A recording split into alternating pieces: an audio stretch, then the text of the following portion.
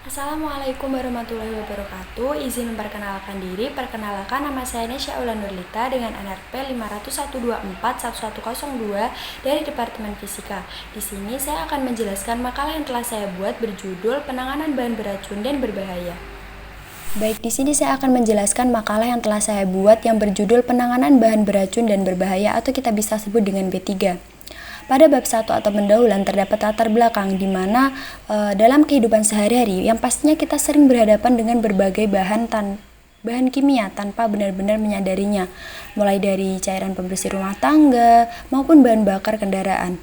Nah, sebagian bahan tersebut sebenarnya itu mengandung zat beracun dan berbahaya jika tidak digunakan atau dibuang dengan benar. Hal yang sama juga terjadi di lingkungan laboratorium, di mana berbagai bahan kimia digunakan dalam kegiatan praktikum maupun penelitian. Oleh karena itu, penanganan bahan beracun dan berbahaya, khususnya di laboratorium, tidak bisa kita anggap sepele. Kecerobohan sekecil apapun seperti salah menaruh bahan kimia, tidak menggunakan alat pelindung diri, atau mencampur bahan yang tidak seharusnya dapat menimbulkan kecelakaan serius, seperti kebakaran, ledakan, bahkan gangguan kesehatan jangka panjang. Dari latar belakang tersebut dapat kita simpulkan sebuah rumusan masalah yang melandasi penyusunan makalah ini. Yang pertama, apa yang dimaksud dengan bahan beracun dan berbahaya di laboratorium? Dan yang kedua, bagaimana cara penanganan bahan beracun dan berbahaya agar aman bagi pengguna dan lingkungan laboratorium? Dan yang ketiga, bagaimana penerapan manajemen laboratorium itu dapat membantu dalam mengendalikan dan meminimalkan resiko dari bahan berbahaya tersebut. Dari latar belakang dan juga rumusan masalah yang telah kita tentukan, dapat disimpulkan sebuah tujuan yang melatar belakangi penyusunan makalah ini. Yang pertama adalah menjelaskan pengertian secara karakteristik bahan beracun dan berbahaya yang umum dijumpai di laboratorium. Dan yang kedua, mengetahui dan memahami cara penanganan, penyimpanan, serta pembuangan bahan berbahaya dengan prosedur yang aman. Dan yang ketiga, menganalisis peran manajemen laboratorium dalam mengatur, mengawasi, dan mengendalikan penggunaan bahan beracun dan berbahaya agar tercipta lingkungan kerja yang aman dan tertib. Baik, selanjutnya saya akan menjelaskan bagian bab 2 atau tinjauan pustaka. Nah, yang pertama adalah pengertian bahan beracun dan berbahaya. Mungkin tidak asing bagi telinga kita untuk mengetahui apa sih bahan beracun dan berbahaya itu. Nah, bahan beracun dan berbahaya merupakan istilah yang digunakan untuk menggambarkan berbagai jenis zat yang dapat menimbulkan resiko bagi kesehatan manusia, keselamatan kerja, maupun lingkungan apabila tidak ditangani dengan benar.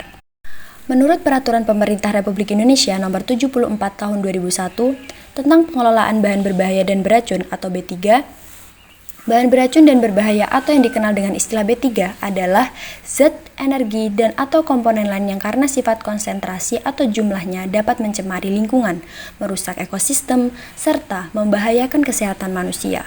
Selanjutnya, adapun jenis dan klasifikasi bahan berbahaya. Yang pertama adalah bahan beracun. Nah, bahan beracun adalah zat yang dapat menimbulkan gangguan kesehatan, kerusakan organ, bahkan kematian jika masuk ke dalam tubuh manusia melalui pernafasan, kulit, atau tertelan. Selanjutnya adalah bahan mudah terbakar, di mana bahan ini yang dapat menyala atau terbakar ketika terkena sumber panas, api, atau percikan listrik. Nah, adapun beberapa contoh bahan yang termasuk kategori bahan mudah terbakar antara lain etanol, aseton, eter, benzena, dan juga metanol. Yang ketiga adalah bahan korosif, di mana bahan korosif ini pastinya sering dijumpai. Bahan korosif adalah zat yang dapat merusak jaringan hidup seperti kulit dan mata, serta merusak logam atau peralatan laboratorium. Bahan ini dapat berupa asam kuat atau asam basa. Nah, adapun beberapa contoh dari bahan korosif antara lain meliputi asam sulfat atau H2SO4, asam klorida atau HCl, natrium hidroksida atau NaOH, dan juga kalium hidroksida atau KOH. Selanjutnya adalah bahan reaktif dan radioaktif. Nah, sebenarnya apa sih perbedaan dari bahan reaktif dan radioaktif? Bahan reaktif adalah bahan yang dapat menimbulkan reaksi kimia berbahaya ketika bercampur dengan air, udara, atau bahkan organik, dan dapat menimbulkan panas, gas beracun, bahkan ledakan. Contohnya seperti natrium dan juga kalium yang dapat bereaksi eksplosif dengan air, peroksida organik yang mudah terurai menghasilkan oksigen, serta amoniat nitrat yang dapat menyebabkan ledakan bila terpapar panas berlebih. Dan apa itu bahan radioaktif?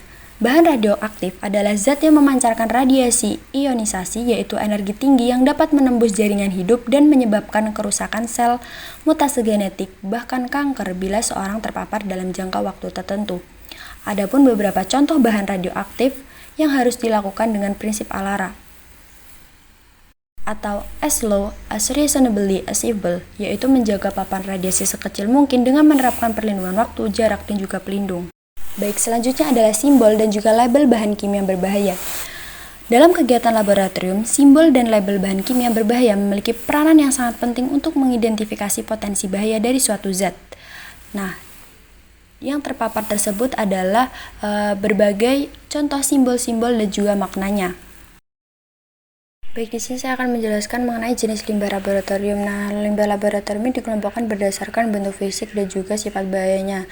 Adapun tiga limbah, yaitu limbah padat, limbah cair, dan juga limbah gas berbahaya, di mana limbah padat ini merupakan limbah yang berupa benda padat yang telah terkontaminasi bahan kimia atau biologi, sedangkan limbah cair itu meliputi sisa larutan kimia seperti pelarut organik dan juga asam kuat serta basa kuat serta larutan logam berat seperti merkuri.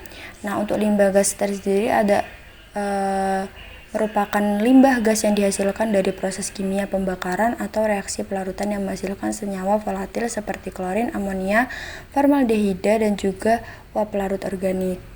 Saya akan menjelaskan risiko dan juga dampak penggunaan bahan berbahaya di laboratorium. Yang pertama adalah risiko terhadap kesehatan dan yang kedua adalah risiko terhadap lingkungan.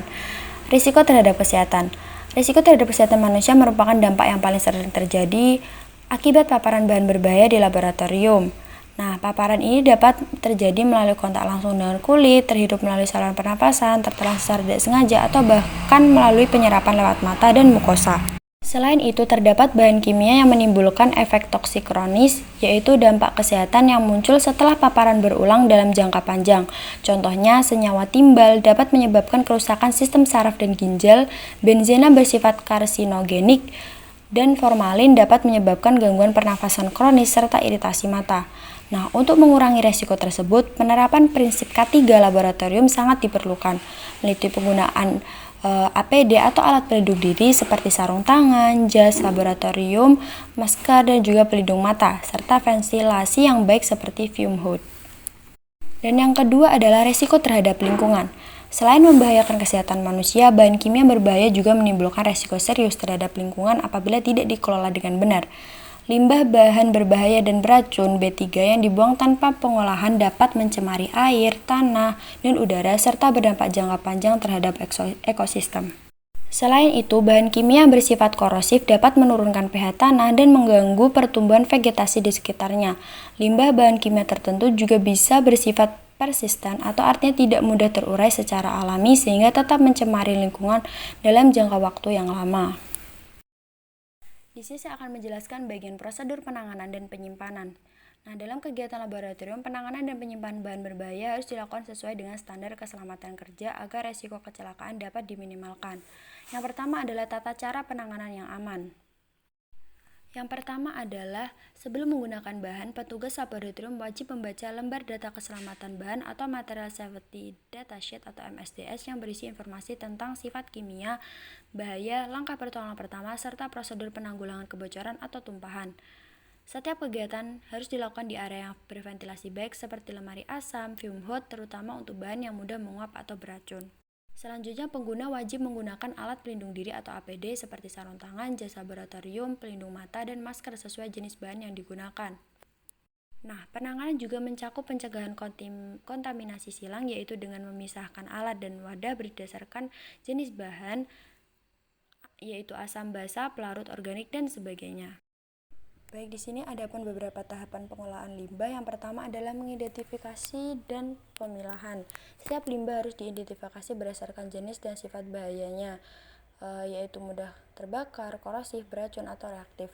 Nah, selanjutnya adalah penyimpanan sementara. Limbah yang telah dipilih disimpan dalam tempat khusus berlabel limbah B3 yang telah kedap air, tidak bocor, dan jauh dari area kerja utama. Dan yang ketiga adalah pengumpulan dan pengangkutan. Nah, limbah ini dikumpulkan secara berkala dan diangkut oleh pihak yang memiliki izin pengolahan limbah B3. Yang keempat adalah pengolahan atau pemusnahan. Pengolahan dilakukan melalui metode yang sesuai dengan karakteristik limbah, seperti netralisasi, insinerasi, atau solidifikasi. Tujuannya utamanya adalah mengurangi sifat toksik dan volume limbah sebelum dibuang. Selanjutnya adalah 5. Pembuangan akhir. Limbah yang sudah tidak berbahaya dan dan dapat dibuang ke tempat pembuangan akhir atau TPA khusus limbah B3 dengan pengawasan ketat. Nah, pembuangan sembarangan ini dapat dikenakan sanksi sesuai UU Nomor 30 Tahun 2009 tentang perlindungan dan pengelolaan lingkungan hidup. Nah, selanjutnya di sini saya akan menjelaskan bagaimana sih upaya pencegahan dan tindakan darurat. Nah, upaya pencegahan dan tindakan darurat merupakan bagian penting dalam sistem keselamatan kerja di laboratorium. Nah, tujuannya adalah untuk mengurangi resiko kecelakaan dan meminimalkan dampak bila terjadi insiden yang melibatkan bahan beracun dan berbahaya. Dan selanjutnya adalah prosedur penanggulangan tumpahan bahan. Nah, tumpahan bahan kimia di laboratorium merupakan kejadian yang sering terjadi dan berpotensi menimbulkan bahaya serius jika tidak disegera ditangani. Nah, ada pun beberapa langkah-langkah penanganan tumpahan bahan sebagai berikut. Yang pertama adalah segera beri peringatan kepada seluruh orang di area sekitar dan gunakan APD lengkap seperti sarung tangan, masker, dan pelindung mata. Dan yang kedua adalah identifikasi jenis bahannya yang tumpah tersebut, apakah asam, basa, pelarut organik, atau bahan toksik. Nah, yang ketiga adalah batasi area tumpahan dan hindari penyebaran dengan menutup saluran pembuangan terdekat. Dan yang keempat adalah gunakan bahan penyerap atau netralisasi sesuai jenis bahan. Dan yang kelima, untuk tumpahan asam, segera ditaburi soda kue. Dan yang keenam, untuk tumpahan basa, segera gunakan asam lemah seperti asam sitrat. Dan yang ketujuh, untuk pelarut organik, segera serap dengan pasir kering atau bahan penyerap inert. Dan yang ke-8, setelah area aman, kumpulkan limbah hasil pembersihan ke dalam wadah limbah B3 dan beri label limbah tumpahan kimia. Selanjutnya saya akan menjelaskan bagian langkah pertolongan pertama. Untuk pertolongan pertama di laboratorium ini bertujuan untuk menyelamatkan korban dan mencegah kondisi yang lebih parah sebelum mendapatkan penanganan medis lanjutan. Adapun langkah-langkah umum pertolongan pertama, yang pertama adalah paparan bahan kimia pada kulit. Nah, untuk hal tersebut, segera bilas dengan air mengalir selama 15 menit dan lepaskan pakaian yang terkontaminasi.